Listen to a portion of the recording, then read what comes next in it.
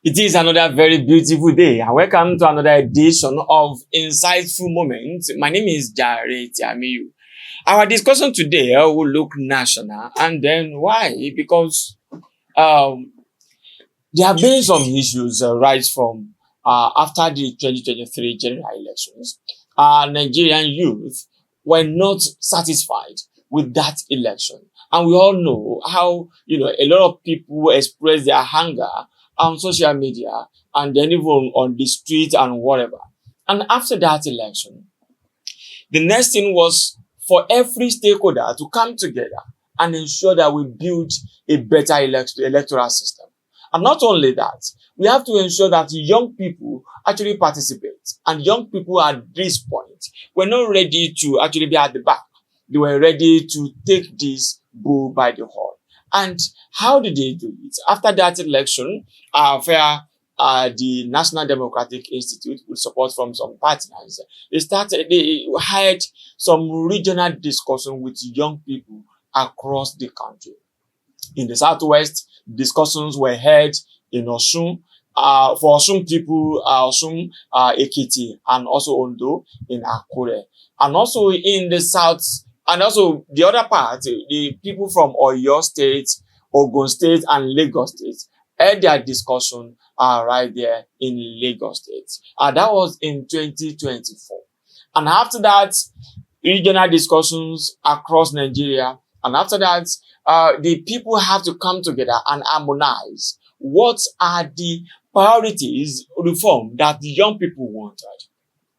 Across the country, the young people came up with some recommendations and they passed it across to National Assembly members. And also sometimes in 2024 and also even in 2025, National Assembly members, the committee that is working on Electoral Act amendment and also the Constitutional Amendment sat and held regional discussions across the country.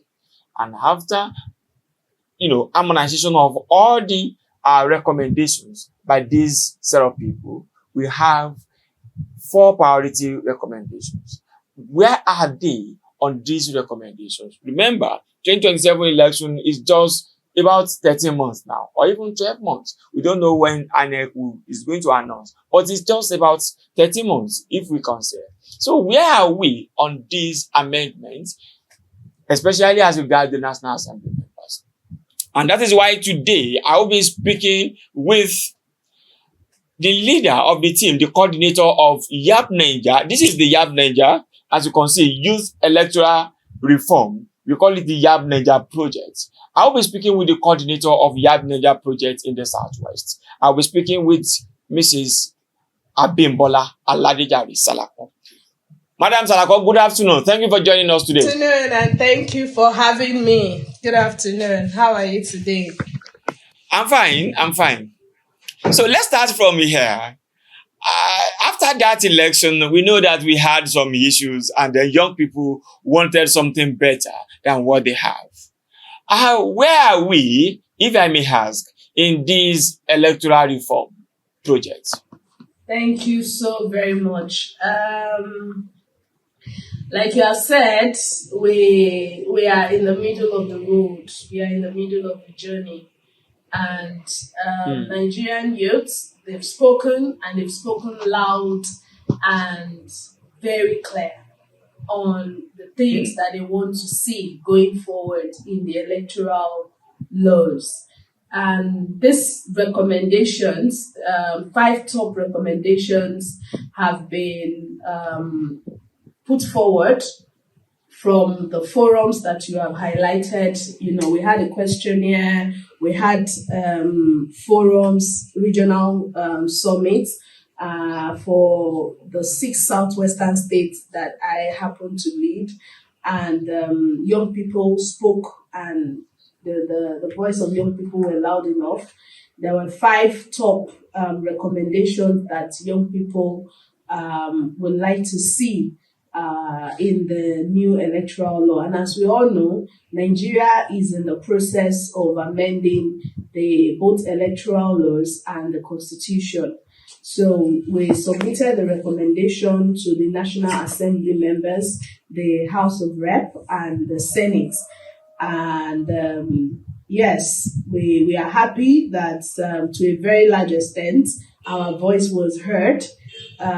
Sometimes, I think late last year, or was it late last year or early this year, the House of Rep, they met and they voted on this recommendation, and 4 out of 5 of our recommendation was voted for by the House of Rep. So we are still waiting on the Senate to sit, and that's why, as young people, as key stakeholders, we are working to ensure that they hear our voice and they vote, because we are really behind schedule when it comes to timeline. It's been 2 years that the nation has been working on this reforms, and by now the document is already supposed to be there with the what's it called, with the president who is supposed to have signed it, into law. But up to now, we are still waiting on the Senate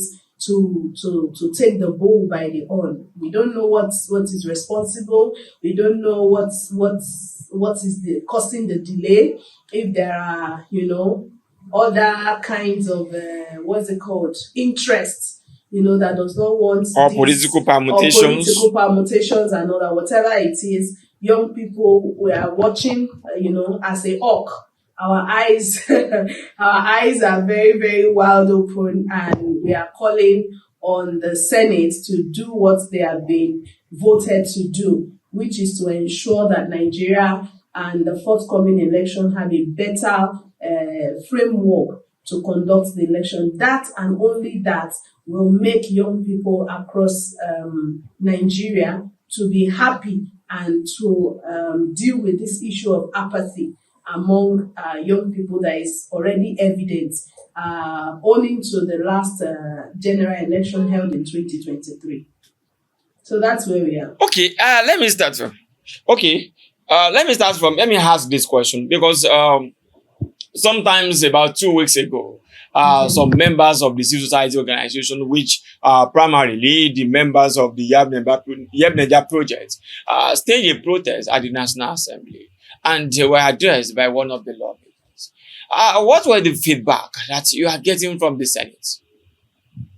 Well, the feedback that they are giving to us is that they will do it, they will do the needful. But it's one thing to speak and say you will do the needful. It's another to really do the needful. So they have said that yes, the delays, they are not intentional. They also want to see a better Nigeria. They want to blah blah blah blah blah. We believe you, but we want to see action. So we are hopeful that anytime soon the Senate will come together, they will sit and they will vote for this amendment.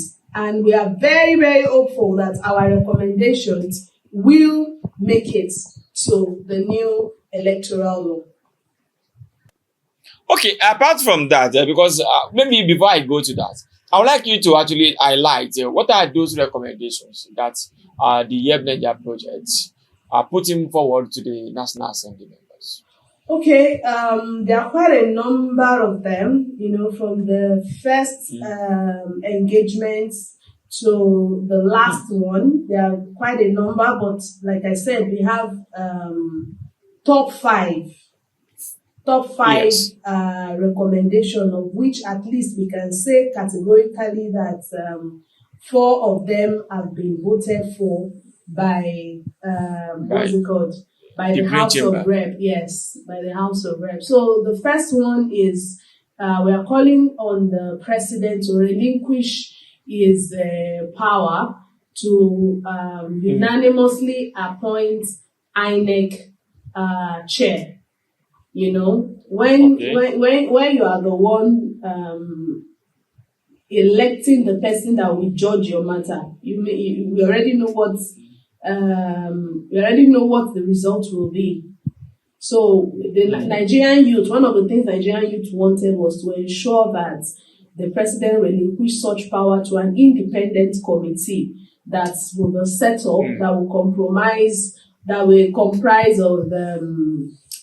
comprise of civil society, political party actors, diplomats, different strata, from different stratas of the society, traditional institutions and all of that. So that was one of the key recommendations by young people. Another key recommendation is to ensure that all electoral petition, any form of case that is arising from election, must be concluded before swearing in of the president. It's decided permanently. Exactly. You get to finality before the swearing in. Yes, before the declared candidates. Yes, because by the time case is in court and the candidates whose candidacy is being debated is already in power, what do you expect? He's already enjoying the paraphernalia of office and all that. So that's another recommendation that young people put forward. Another key recommendation for young people is to ensure that there is a commission that is set aside to address all electoral offences. Because yes, INEC has not been able to do that so well over the years, and they're saying, okay, let's have an independent commission that hears and addresses all electoral offences.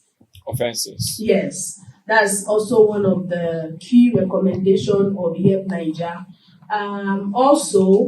We also called for transmission of electronic transmission of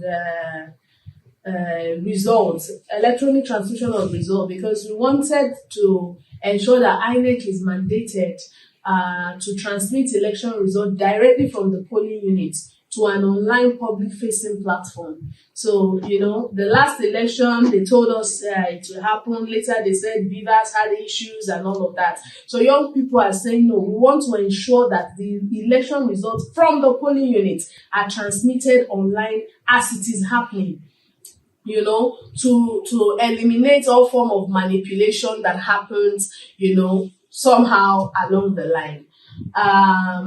We also wanted a revise of the Electoral Act to clarify what continuous registration as year-round really means, so that it can reduce the registration deadline from 90 to 60 days before election. We wanted a situation, because when we advocated that let's voters registration be continuous, INEC will say, oh yes, it is continuous. But there is ambiguity. So we wanted a clarification. Does it mean that as a citizen of Nigeria that is eligible to vote, I can walk into any INEC office and immediately get, registered and have my PVC? So that, when you look at the challenges during election, 90 days, 60 days to election, there is always a lot of, a pandemonium, where young people are pushing, people are fighting. But we can eliminate that if people can walk in at their leisure, particularly for those who just clock 18.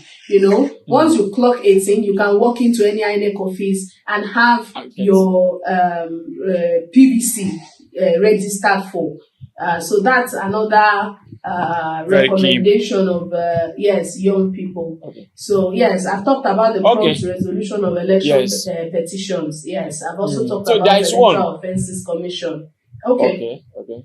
There is one that I want us to talk about, and why I want you to clarify better on it is that recently I had an engagement with the resident electoral commissioner here in Osun State, and he said the word transmission, real-time transmission, is ambiguous. That INEC is already doing that. What exactly do the civil society mean by saying they want real-time transmission of election results? Can you please clarify what exactly do we mean by that transmission? Is it the one that we have on the high ref now?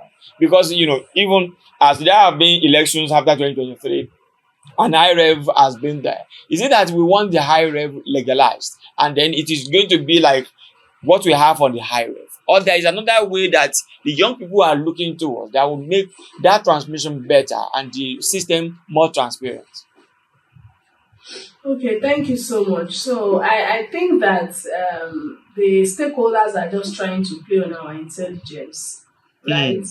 They are just trying to um, how do I put it now? You twist the whole thing. To twist it. They know Mm. they know what we are talking about, right? So Okay. the key aspect that we have proposed is that we want a mandatory real-time upload. Mm. So what we are saying is that let the presiding officer at the polling unit be mandated, right, to electronically transmit results from their form EC8A from each of the polling units to the IREF portal immediately after the votes are counted, signed and stamped. That's what we are saying. And they know.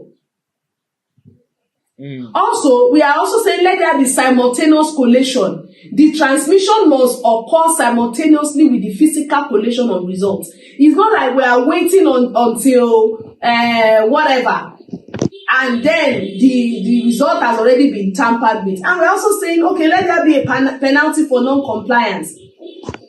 So the new amendment that we are calling for is making it a punishable offence for presiding officers who fail to sign, stamp, or transmit the results with the provisions to hold them accountable.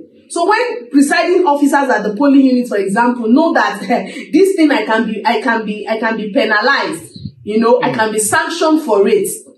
And we're also saying let us cancel all these clauses. A key proposal that we are putting forward is that results are not uploaded from the units.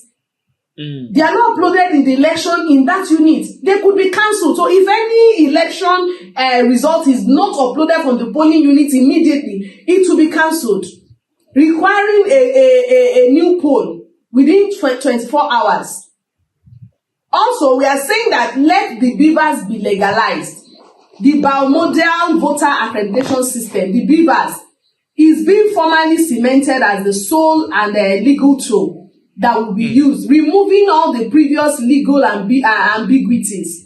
They know what to do. That's it. Because even when we engage the legislators, some have come to say, oh no, Nigeria does not have the technicality. Nigeria does not have the technical know-how. Excuse You me. say does not have network across. And they don't have network. It's a lie.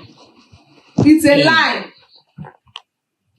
So this is what we mean by mandatory transmission. So what we are saying now is that it shouldn't be discretionary power of INEC to say we can do it and we may decide not to do it. So when it is legalized, it means it is a must and it's a part of the process. And another thing that I also appreciate in what you have said is, during the 2023 election, we saw shoes being uploaded as a result of on INEC portals. We saw a lot of things that were being uploaded that were not actually results of elections at polling units. And I think that is very good. Now, lastly, before we conclude this conversation, there are some areas that need constitutional amendment. And constitutional amendment, after this, the National Assembly had done with it. It has to go to the state assemblies. How are you, working with the stakeholders at the state level to ensure that, our state assemblies also support these recommendations and they pass it as soon as possible so that they can be effected as we move into the election year? Okay, so thank you so much for that question. We know, and young people, we are past the level of just agonizing and antagonizing, right? We are at the level of strategizing and networking. So even before these bills are amended at the National Assembly and sent to the State Assembly, we have already started our engagement at the State House of Assemblies. We have reached out across the Southwest, our state coordinators that have been very energetic and hardworking. They've reached out to at least 15 members of each of the State House of Assembly members. We've sent letters to them. We've held some meetings with the speakers. We've had one-on-one engagements with them. And in fact, if you could see me clearly, I would have shown you a letter that was sent to us by Lagos State House of Assembly. Because, like I said, we reached out to them, we sent letters to them, and the Lagos State House of Assembly sent us a letter, to, number one, appreciate what we are doing at YEP Nigeria, and also pledge their support, to ensure that when the bills get to the State House of Assembly in Lagos State, that they will pass that bill into law immediately, that they will append their signature to it. Yes. And we've also engaged the legislators, like I said, one-on-one, even via WhatsApp, email addresses, and we have very, very impressive responses from the legislators across the 6 southwestern states. We have text messages, WhatsApp messages where they have assured us that don't worry, you can count on us, don't worry, we will ensure that this is also one of the things we are pushing for. In fact, the chairperson of the electoral reform at the rep sent me a message and even a video to say that's Honorable Balogun representing Ibeju-Lekki in Lagos, to say that yes, we are also supporting this your recommendations are things that we are also working on and supporting, and we can assure you that we are going to work with the State's House of Assemblies. So yes, we have engaged them, we continue to engage them, and the moment these bills are amended and passed, we move straight to the House of Assembly again to say we have been coming, we have prepared your mind, now they are here. Please, let's enjoy, because we need at least 26 states of the Federation to House of Assemblies to support it before it can then finally be accepted, and the president will have to append the signature and make it a law. So yes, we have been engaging the State House of Assemblies across the Southwest. Thank you so much, Madam Aladi Jare Salako. She has been speaking with us right from Ekiti State. But finally, I would like you to, talk to young persons. CVR is still ongoing. And what will be your advice to young people to ensure that Ekiti election in your state there is coming just in a couple of months? Then also here in Osun State, election will be held in August this year. So then, at 6 months after, we move into our general elections, which means as we are talking now, politicians are at the very peak of their strategies and the mobilization and whatever. So what would be your advice to young people across the Southwest and even across Nigeria? My advice to young people will be in Yoruba, Ji Masun. Ji Masun. Let's not sleep on this matter. This is our matter. Let's not sleep on it. We cannot continue to have lack of interest. We cannot continue in this state of apathy. If we continue, look at what is happening recently about budget of some states that some activists online are exposing. That is when people are now waking up to say, let me go and check the budget of my state. So as the politicians are working, let us also work, because this is our future. This is our destinies that are being decided. Go and get your PVC. If you don't have your PVC, ensure you have your PVC and be ready to vote your conscience. If we keep collecting money from this politician, they keep believing that they've already paid your dues, they've already paid their dues to you, and you cannot hold them accountable. So it's very important as young people to shun electoral violence. If anybody tell you, go and scatter that place, tell them, as this Osun and Ekiti election is coming, where is your son? Is your son going to lead us? Is your daughter going to lead us? Now they are bringing their sons and daughters to replace them in their House of Assemblies and all of that. But you, the son and daughter of a layman, they are giving you cutlasses and gun and giving you drinks and all manners of things, so that they can use you. It is no longer fashionable for young people to be doing yes ma, yes sir, and be following politicians. It is no longer fashionable. It is high time that we rise up and say no to vote buying, to electoral thuggery, and also to vote apathy. It is time for us to say no. Let's go out there, get our PVC, be ready to excuse anybody that is not doing well from office using our vote and our power. You keep saying our vote does not count. If it does not count, why are they buying it? Who buys what is valueless? Who buys what is not having any value? Your vote counts. That is why they are buying it. If it does not count, nobody, no politician will be buying it. Enough of I bid. I'm going to go for the highest bidder. No, let's vote our conscience as young people. We are the only one that can bring about the change that Nigeria needs. We are the only set of people. We are the only demography that can change the history of Nigeria. And if we must change this, we have to start now. This time is now. As a Ekiti election is coming, as Osun election is coming, as the general election is coming, let's be ready to come out in mass and say no to electoral malpractices of any sort and vote buying. Thank you. Yes, thank you so much. If your election is not counting, why are the politicians buying it? That is the word on the marble from this discussion that we have been having with Madam Abimbola Jare Salako, the Executive Director of New Generation Girls. New Generation Girls and Women Development Initiative. NEGAD. She joined us from our office right here in Ado Ekiti, Ekiti State Capital. Thank you so much. And we believe that as we are moving on, we'll be looking into happenings in the forthcoming elections of Ekiti and also that of Osun before we go into general election. Thank you so much for joining us, Thank you for Mrs. having me. Abimbola Jare Salako. And that is our show for today. As I always say, the time is now. We have to change this country. And the change must start from you. The change must start from me here. And on that note, I want to say thank you for being part of today's show. My name is Jare Tiamiyu. Bye for now.